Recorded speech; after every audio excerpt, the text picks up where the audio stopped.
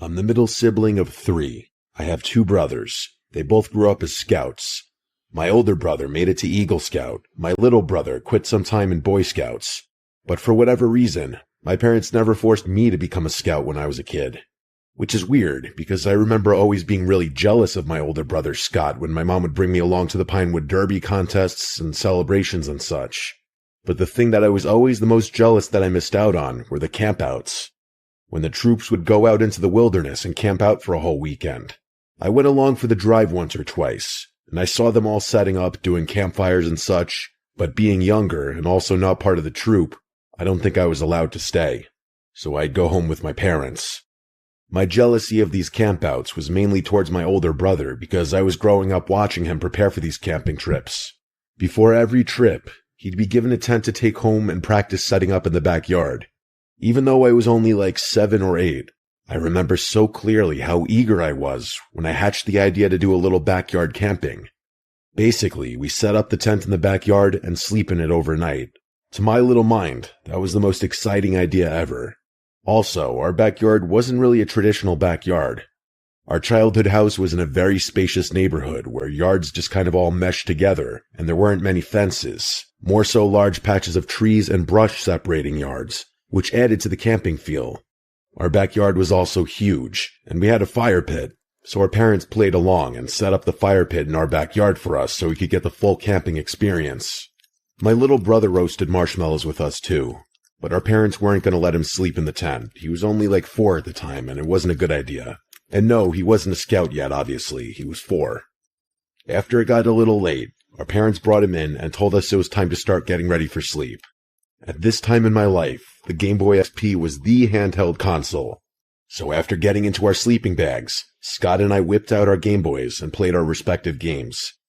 I was playing Super Mario Bros. 2, a game I was obsessed with, yet could never beat as a child. After getting a little more tired, though, I turned to my side and tried to sleep. But I remember not being able to sleep.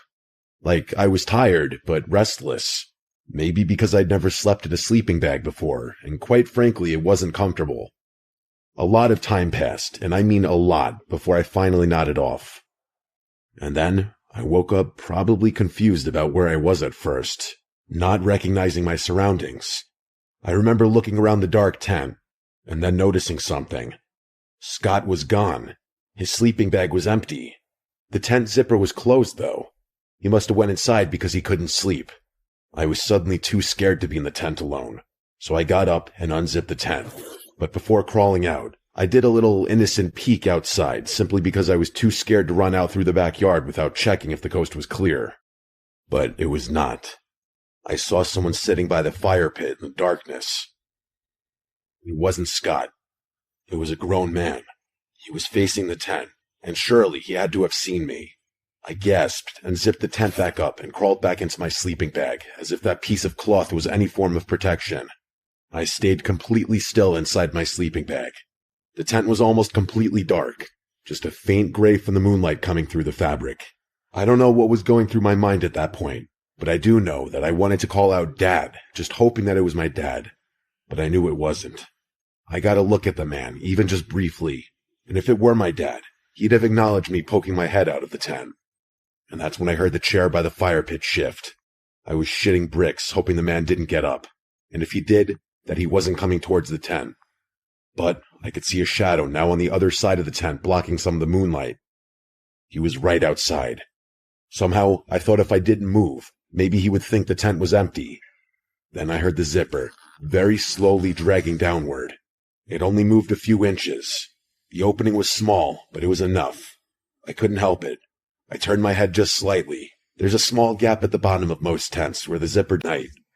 An eye was pressed against that gap. Just one eye, looking directly at me. I could see the white of it in the dark. I couldn't even scream at first. Not for a few seconds, at least, because I was paralyzed. Then the eye squinted a bit, as if the person was smiling a smile that I couldn't see. The zipper moved another inch, and that's when I finally screamed. I scrambled backwards, kicking out of my sleeping bag, knocking into the tent poles. I heard footsteps immediately take off through the yard. Our back porch light flipped on, which I could see through the tent fabric. My dad burst out the back door yelling. I could hear him running across the grass. By the time he reached the fire pit area, whoever it was already gone. My parents called the police, of course. I don't remember what happened after my parents talked to the cops.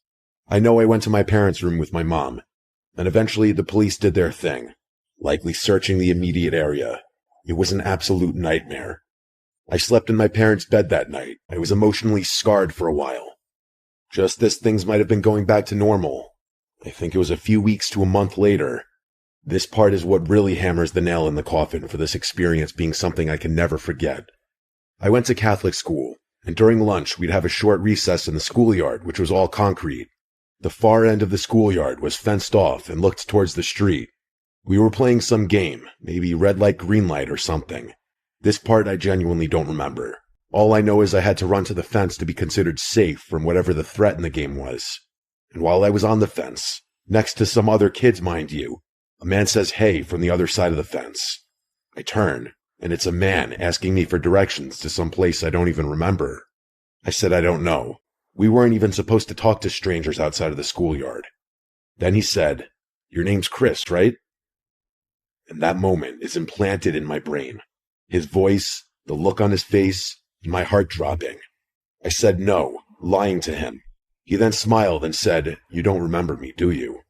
And at this point, I ran towards one of the recess chaperones and pointed over at the fence, but the man was gone. One of the kids next to me told me he saw the man too. The recess ladies called the recess in short, and the school called my parents. I was sure it was that man from the backyard. I was taken home early that day. I know my parents were so sick and worried after this. It was a hellish month. We lived in such a nice area too, and to almost be chased out of the neighborhood because of this was just a nightmare.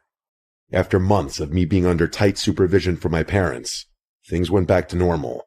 I can't express enough, though, how much it still pains me in my chest, thinking about how I could be dead today if that man had somehow successfully taken me. And it makes me sick, wondering if he was ever successful in whatever he was trying to do with someone else.